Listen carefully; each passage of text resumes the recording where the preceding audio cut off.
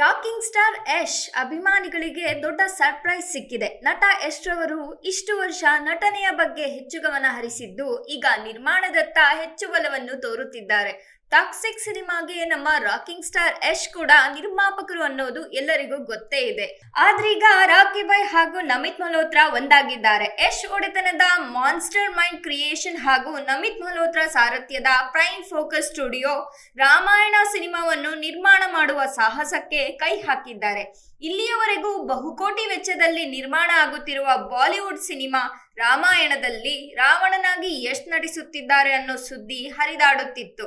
ಆದ್ರೆ ಈಗ ನಿರ್ಮಾಣವನ್ನು ಕೂಡ ಮಾಡ್ತಿದ್ದಾರೆ ಅನ್ನೋದು ಖುಷಿಯ ವಿಷಯವಾಗಿದೆ.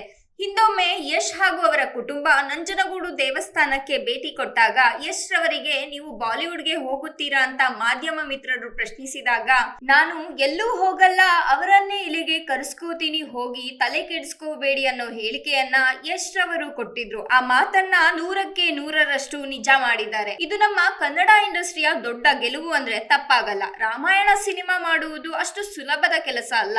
ಸ್ವಲ್ಪ ಯಾಮಾರಿದರೂ ಆದಿಪುರುಷ ಆದ ಸ್ಥಿತಿಯೇ ಈ ಸಿನಿಮಾಗೂ ಆಗುತ್ತೆ. ಅದಕ್ಕೆ ಸಾಕಷ್ಟು ಸಂಶೋಧನೆ ಮಾಡಿ ರಾಮಾಯಣ ಸಿನಿಮಾವನ್ನು ಬಹಳ ಅದ್ದೂರಿಯಾಗಿ ದೃಶ್ಯ ರೂಪಕ್ಕೆ ಇಳಿಸುವುದಕ್ಕೆ ದಂಗಲ್ ನಿರ್ದೇಶಕ ನಿತೀಶ್ ತಿವಾರಿ ಹೊರಟಿದ್ದಾರೆ. ಅದರಂತೆ ಬಹುಕೋಟಿ ಬಜೆಟ್ ಹಾಕಿ ಈ ಚಿತ್ರ ನಿರ್ಮಾಣವಾಗುತ್ತಿದೆ. ಈಗ ಸರ್ಪ್ರೈಸ್ ಏನೆಂದರೆ, ಇದುವರೆಗೆ ರಾಮಾಯಣದಲ್ಲಿ ರಾವಣನಾಗಿ ಯಶ್ ನಟಿಸುತ್ತಾರೆ ಅನ್ನೋ ಮಾತು ಕೇಳಿ ಬರುತ್ತಿತ್ತು.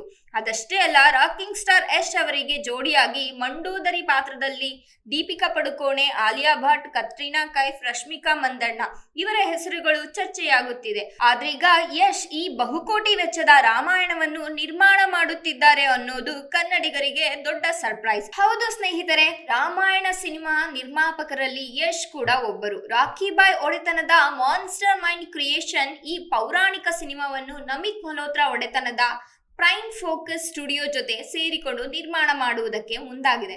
ಇದು ಯಶ್ ವೃತ್ತಿ ಬದುಕಿಗೆ ಅತಿ ದೊಡ್ಡ ಹೆಜ್ಜೆ ಎಂದು ಹೇಳಬಹುದು. ಭಾರತೀಯ ಸಿನಿಮಾವನ್ನು ವಿಶ್ವ ಮಟ್ಟಕ್ಕೆ ತೆಗೆದುಕೊಂಡು ಹೋಗುವುದು ಯಶ್ ಅವರ ಬಹುದಿನದ ಕನಸು. ಆ ಹುಡುಗಾಟದಲ್ಲಿದ್ದಾಗ ನಾನು ಅತ್ಯುತ್ತಮ VFX ಸ್ಟುಡಿಯೋವನ್ನು ಕಂಡುಕೊಂಡಿದ್ದೇನೆ. ಅದರ ಹಿಂದಿನ ಪ್ರೇರಕ ಶಕ್ತಿ ಒಬ್ಬ ಭಾರತೀಯ. ನಾವು ಸಿನಿಮಾ ರಂಗದ ಬೇರೆ ವಿಷಯಗಳ ಬಗ್ಗೆ ಚರ್ಚೆ ಮಾಡುತ್ತಿದ್ದಾಗ ರಾಮಾಯಣ ವಿಷಯ ಕೂಡ ಬಂದಿತ್ತು. ಭಾರತೀಯ ಸಂಸ್ಕೃತಿಯನ್ನು ಜಗತ್ತಿಗೆ ತೋರಿಸುವ ಸಿನಿಮಾ ಇದಾಗಿದ್ದು ಈ ಮಹಾಕಾವ್ಯ ಸಿನಿಮಾ ರೂಪ ಪಡೆಯುತ್ತಿದೆ ಎಂದು ಯಶ್ ರಾಮಾಯಣದ ಸಿನಿಮಾ ಬಗ್ಗೆ ಹೇಳಿಕೆ ಕೊಟ್ಟಿದ್ದಾರೆ. ಚಿತ್ರದಲ್ಲಿ ಯಶ್ ರಾವಣನಾಗಿ ನಟಿಸುತ್ತಾರೋ ಇಲ್ವೋ, ಬಾಲಿವುಡ್ ನ ಈ ಬಹುಕೋಟಿ ವೆಚ್ಚದ ಸಿನಿಮಾದಲ್ಲಿ ರಾಕಿ ಬಾಯ್ ಅನ್ನು ರಾವಣನಾಗಿ ತೆರೆ ಮೇಲೆ ನೋಡಬೇಕು ಅನ್ನೋದು ಇವರ ಅಭಿಮಾನಿಗಳ ಕನಸು. ಆ ಕನಸನ್ನು ಯಶ್ ಈಡೇರಿಸುತ್ತಾರಾ ಇಲ್ವಾ ಅನ್ನೋ ಗೊಂದಲ ಶುರುವಾಗಿದೆ. ಚಿತ್ರದ ಬಗ್ಗೆ ಯಶ್ ಲೆಕ್ಕಾಚಾರವೇನು? ಕೆಲವು ದಿನಗಳ ಹಿಂದಷ್ಟೇ ಯಶ್ ರಾವಣನಾಗಿ ನಟಿಸುವುದಕ್ಕೆ 80 ಕೋಟಿ ರೂಪಾಯಿ ಸಂಭಾವನೆ ಕೇಳಿದರು ಎನ್ನಲಾಗುತ್ತಿತ್ತು.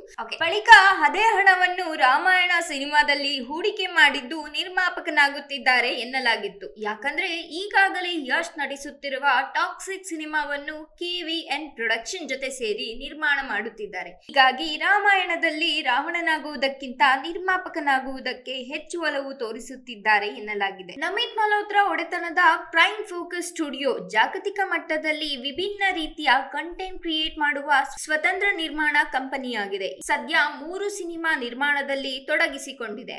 ಆ ಪೈಕಿ ರಾಮಾಯಣ ಕೂಡ ಒಂದು. ಯಶ್ ತಮ್ಮದೇ ಮಾನ್ಸ್ಟರ್ ಮೈಂಡ್ ಕ್ರಿಯೇಷನ್ ಎಂಬ ನಿರ್ಮಾಣ ಸಂಸ್ಥೆ ಹೊಂದಿದ್ದಾರೆ. ಈ ಬ್ಯಾನರ್ ನಡಿ ಟಾಕ್ಸಿಕ್ ಸಿನಿಮಾವನ್ನು ನಿರ್ಮಾಣ ಮಾಡುತ್ತಿದ್ದಾರೆ.